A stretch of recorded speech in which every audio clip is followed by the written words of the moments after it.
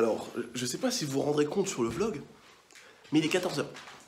Et il fait sombre, comme jamais. Et je suis en pull.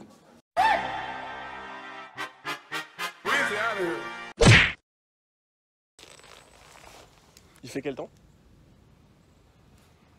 Il fait un temps à porter un kawaii. Rappelle-moi, on est quel jour de l'année? Quel mois?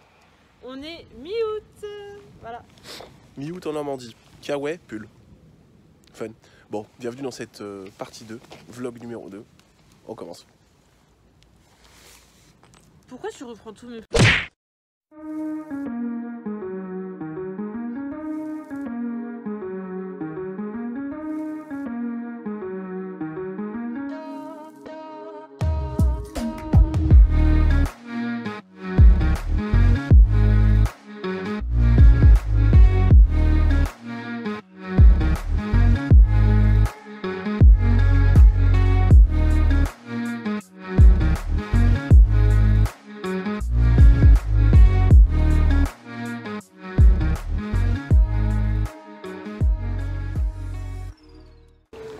Donc là, on va faire un soin au spa, BO Spa. Je vous mettrai le lien dans la description.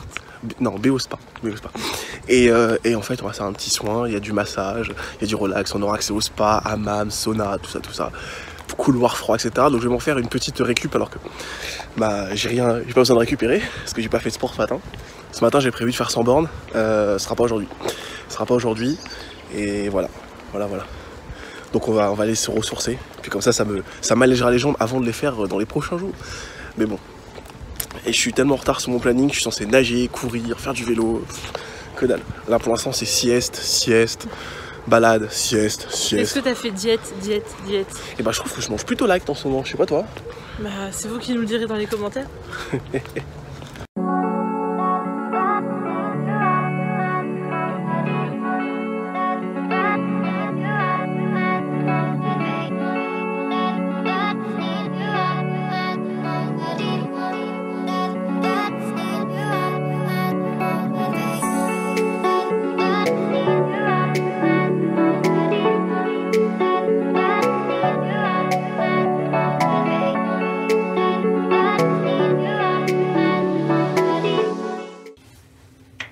Le sauna était comme ça.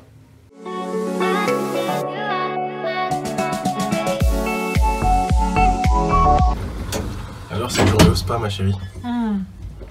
Ça fait vraiment du bien, ça détend. Je sens qu'on va bien dormir ce soir. Ouais, pareil, un régal. Franchement, je recommande.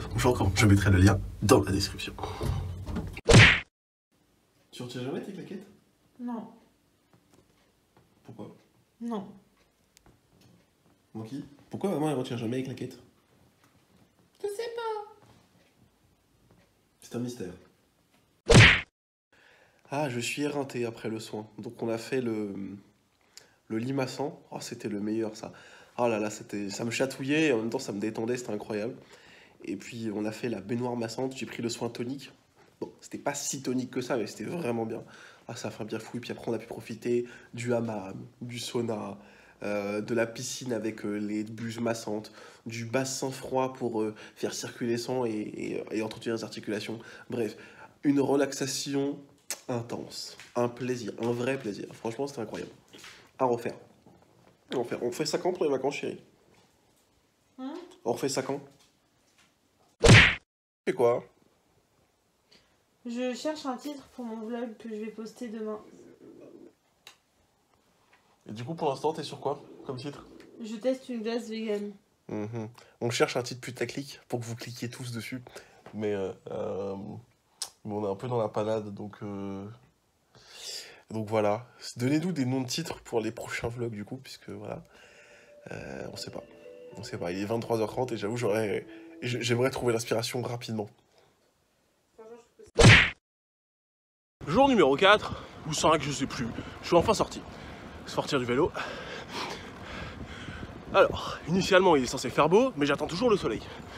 Ce matin, je me lève, il fait gris, comme d'hab en Normandie. Et là, j'attends toujours le soleil. Voilà. Du coup, je pars sur mon petit tour de 55-56 bornes avec peut-être 600 mètres de dénivelé. J'essaie de faire un truc quand même massif. Et puis voilà. Parce que j'ai pas trop le temps de rouler 4-5 heures en ce moment. Je veux dire, c'est des vacances en famille. J'ai passé du temps un maximum avec Marie. Donc Donc voilà, donc on verra. En tout cas, je vais essayer de mettre du dénivelé pour progresser un peu sur les jambes. Et puis on verra pour les distances. On fera ça à la rentrée. Voilà. Et puis à la rentrée, j'ai 2-3 objectifs à vous présenter. Donc abonnez-vous et n'hésitez pas à abonner à mon Instagram aussi. Bon, ça y est, après 24 km et après m'être un peu perdu dans les bois, je suis arrivé à Donfront. Donc je vais pouvoir rentrer. J'hésite à aller me faire la petite montée qui est en bas, là. Vous la verrez pas, mais voilà. Qui a l'air de plutôt bien taper, juste pour aller muscler un peu les jambes. Et puis après, je rentre. On va voir. Et j'hésite.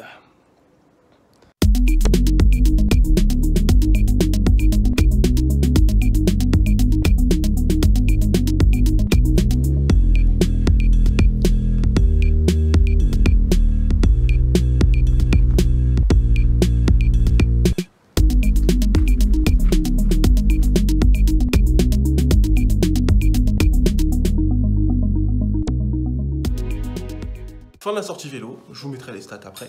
Et donc maintenant, place à la récupération, enfin, si on peut appeler ça comme ça, avec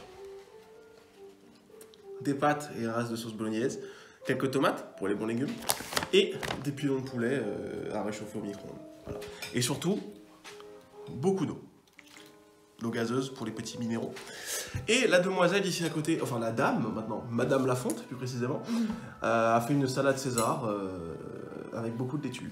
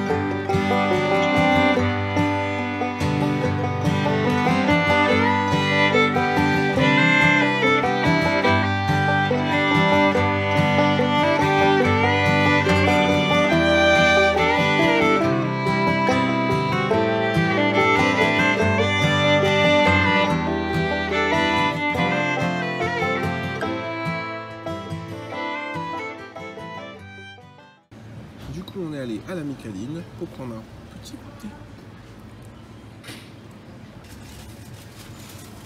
Alors, t'as pris quoi? Nous avons pris plusieurs viennoiseries. Ceci. Ceci. Et un cookie que tu es déjà en train de taper. Et il est délicieux. Donc on vient de rentrer du haras du Pin, c'était sympa, c'était sympa. Petite visite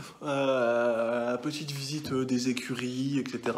Puisque c'est un haras national à l'époque, du temps des rois, puis de Napoléon, etc. C'était un endroit où ils formaient des chevaux qui étaient destinés pour les gardes, pour diversisation, d'ailleurs ils le font toujours.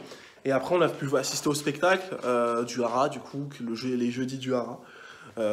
Plutôt sympa, spectacle sympathique, c'est vrai que c'est plus des démonstrations de ce qu'ils savaient faire dans l'éducation des chevaux qu'un spectacle tel qu'on pourrait le voir dans un cirque ou des choses comme ça. Mais c'est intéressant. Par contre, j'en ai marre à chaque fois que je vais voir des spectacles comme ça, d'être mal assis, mais comme jamais.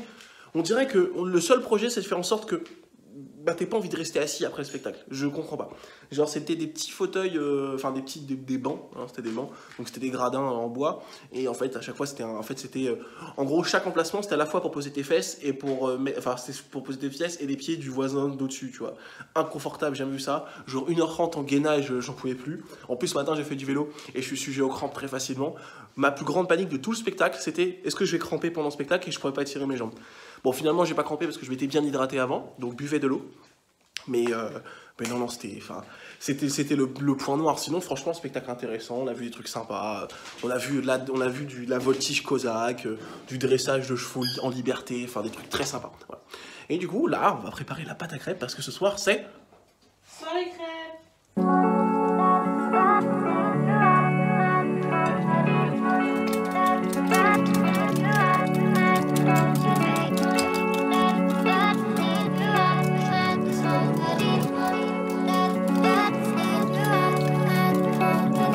Ah là là, la cohérence de ce choix. Manger une crêpe au Nutella, et là c'est que la première, devant une compétition sportive. Ah là là. Sans aucun complexe. Je viens de me rendre compte que j'allais rouler ce chef-d'œuvre sans vous parler de ce chef-d'œuvre. Je vous présente la crêpe Joe Lafonte, le chef-d'œuvre ultime. Une crêpe au goût sophistiqué et à la fois avec une quantité digne d'un kebab. Nous avons donc une larmichette de Nutella, une coulure de caramel et une éclaboussure de groseille. Voilà. Le tout sera roulé dans une crêpe pour un goût ultime. Salut à tous, c'est Joe Lafonte et je vous retrouve du coup pour ce nouveau jour de vlog. Aujourd'hui, le point culminant de la journée, c'est la visite de la biscuiterie de l'Abbaye. J'ai très hâte parce qu'il y a des bons biscuits et il y a à bouffer. J'ai hâte de sentir des belles effluves, des choses comme ça. Voilà. Ça va être sympa! C'est sympa!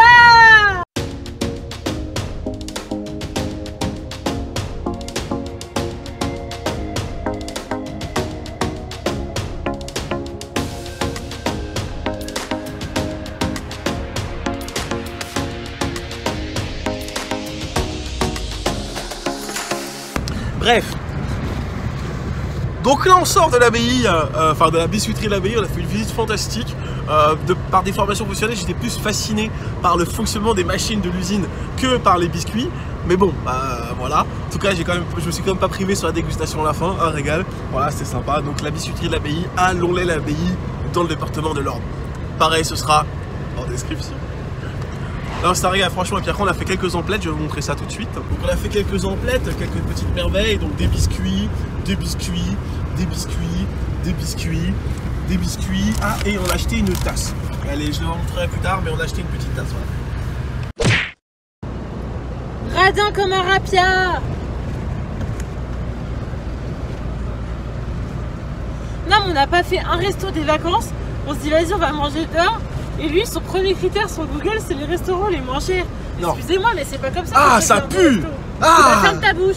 Ah, ça dope! Ah, ça sent le... Ah, mais ça pue! Ah, ça sent le purin, bref. Ça sent ta culotte! Et je disais, je ne cherche pas un resto pas cher, je cherche un restaurant à un tarif raisonnable. Je vais pas payer 37 € pour juste un plat. Mais c'est pas cher ici! Les restos, ils sont pas chers. À chaque fois qu'on voit, c'est 13,50 € pour entrée, plat, dessert, boisson. C'est faux! Ah, à chaque fois qu'elle va traîner au resto ici, je me suis fait douiller. Non, les jets.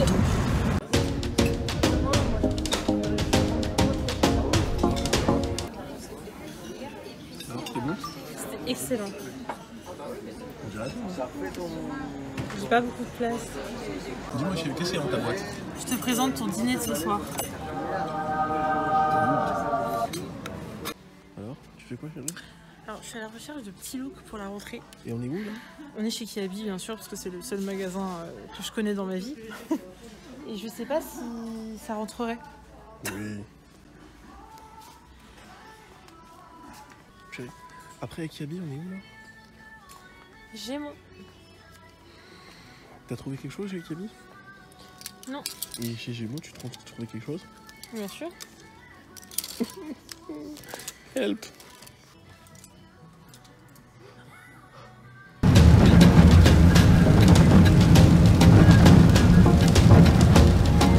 Ça y est, on vient de rentrer, madame a fait ses petits achats, bon, je vous épargne le haul, ça sert pas à grand chose, il n'y a rien pour moi là-dedans. Par contre, ce qui est pour moi, est là-dedans, petit paquet biscuits à brie, donc ce matin on a visité l'usine, et je lui ai dit je ferai un petit haul, le voici. Donc on a acheté des biscuits, encore des biscuits, toujours des biscuits. Bon, du coup, vous avez compris, hein? Je vous laisse deviner la suite, hein? Surprise, et ben non, des biscuits. Encore des biscuits. Surprise, du salé, enfin. J'ai pris ça, ça va l'air pas mal. Des petits apéritifs aux saucissons et aux épices. Donc on va goûter ça. Peut-être pas ce soir, faut pas exagérer. Mais voilà. du thé. Voilà, on s'est dit que du thé goût biscuit, ça pourrait être sympa. Et enfin, on a pris une tasse, du coup, pour mettre le thé. Jolie tasse, je trouve. Moi, j'aime bien. J'aime beaucoup le motif. J'aurais préféré que le motif aille jusqu'au bout. Mais en vrai, c'est pas mal. Du coup, je serais ravi de l'arborer au bureau pour flex. Toute l'année. Voilà. En vrai, je vous ai pas parlé de tout. Je pensais faire une vidéo dessus, mais j'en ferai une. Mais je vais quand même vous montrer le bijou. Vous l'aurez compris, j'ai craqué. Madame s'était fait plaisir avec un certain nombre de vêtements. Je ne rentrerai pas dans le détail, ça ne vous regarde pas. Et du coup, je suis allé chez Intersport et j'ai voulu profiter d'une belle promo pour m'acheter des baskets. Des vraies baskets. Des vraies baskets de course à pied. Et j'ai donc pris les Hoka Kawana. Je vous montre rapidement à quoi elles ressemblent. Je ferai une vidéo dédiée dessus à un autre moment pour vous parler un peu de leur propriété. Hein. Mais vise un peu Théma le bijou. Théma le bijou. Une vraie semelle bien épaisse pour courir sur route, parce que je fais quasiment que de la course sur béton. Et en plus, je pèse plus de 100 kg, donc autant vous dire que un bon amortissement ne serait pas le refus. Une semelle incurvée à l'arrière pour augmenter la surface de contact. Et franchement, belle affaire, moins 30%, donc j'ai même pas payé 100 balles. Quand on sait combien ça coûte une vraie basket de course à pied, je vous laisse imaginer à quel point je suis content. Voilà. Du coup, on en reparlera à un autre moment, mais pour l'instant, elles vont rester dans leur petite boîte et je les inaugurerai dès qu'il fera beau en Normandie. Donc autant vous dire, pas tout de suite, pas tout de suite. Hein. En vrai, je suis dégoûté. Genre toute la journée, je me suis dit, vas-y, dès que je rentre, je vais courir, etc., etc. Et là, il pleut, et je vous avoue, en vrai... Je voudrais bien y aller, mais la piste mouillée, etc. En plus, je connais pas le chemin, ça monte, ça descend, j'aimerais bien courir sur un peu du plat. Enfin bref, je me trouve des excuses. Je vais être honnête, je me trouve vraiment des excuses. Mais j'ai un peu la flemme d'aller courir et j'avoue que la pluie, etc., ça va plus couper l'envie qu'autre chose. En plus, c'est 18h30, c'est plus l'heure de l'apéro que l'heure de la course à pied. Il va vraiment falloir que j'apprenne à me juger mon timing bah, cette semaine. Enfin, pardon. En plus, c'est 18h30, c'est bientôt l'heure de l'apéro. Et je vous avoue, j'ai très mal géré mon timing toute la semaine. Et il serait temps qu'on corrige ça, donc on va essayer de faire mieux la semaine prochaine. Mais là, ce sera vraiment pas ce soir, j'ai la flemme. J'ai la flemme. J'ai vraiment la flemme. Ce sera pas d'home trainer non plus, donc elles vont rester là, la petite boîte là. Et puis moi, j'ai ma chambre en canapé devant les championnats européens. A few moments later. Comment dire? Eh ben, j'aurais dû sortir et courir finalement parce que bah, le soleil est arrivé. Alors là, vous le voyez pas trop, mais il y a des éclaircies. Voilà, et le sol est en train de sécher à 20h. Du coup, je pense que je vais faire la passe, mais vous saurez du coup dans le prochain épisode si je suis allé courir ou pas. Donc pour ceux qui ont vu le vlog en Allemagne, vous savez que du coup, dès qu'on part en vacances avec la voiture électrique, avec la Tesla, c'est une galère. Et à votre avis, là, il est minuit 20, et qu'est-ce qu'on attend? On attend que la Tesla soit chargée, parce qu'elle charge en 4h30 sur une borne, et que la borne est à l'autre bout de la ville, et qu'évidemment, on ne peut pas la laisser brancher dessus après, parce que sinon on va payer hors de prix, puisque c'est au temps de branchement, et non pas à la quantité consommée. Je commence vraiment à avoir plein le cul de cette voiture, et je vais bientôt faire une vidéo dessus pour exprimer tout mon ressenti, parce que autant sur la vidéo après 6 mois, je pouvais être plutôt positif, autant là, c'est une hécatombe. Mais c'est pas pour toutes les voitures électriques. Voilà. Voilà. Et puis en parallèle, on est en train de chercher ce qu'on va faire demain, donc on risque d'aller à la plage, et on est en train de chercher une plage où on peut aller avec le chien. Et autant dire qu'en Normandie, entre les plages qui sont situées à l'autre bout du département de la Manche, le Cotentin pour ceux qui connaissent, et les plages qui sont interdites aux chiens à côté, on n'est pas tiré. On n'est pas tiré. Et on cherche aussi à aller au Mont-Saint-Michel avec le chien, sauf qu'on peut pas prendre la navette avec le chien, et j'ai pas envie de marcher 50 minutes dans les sables mouvants. Une galère. Donc, j'ai un conseil à vous donner. Si vous voulez acheter une voiture, prenez pas une voiture électrique. Et si vous voulez prendre un chien, prenez un chien de moins de 15 kg. Voilà, donc vous prenez surtout pas ça. Voilà, le truc là qui dort là-bas.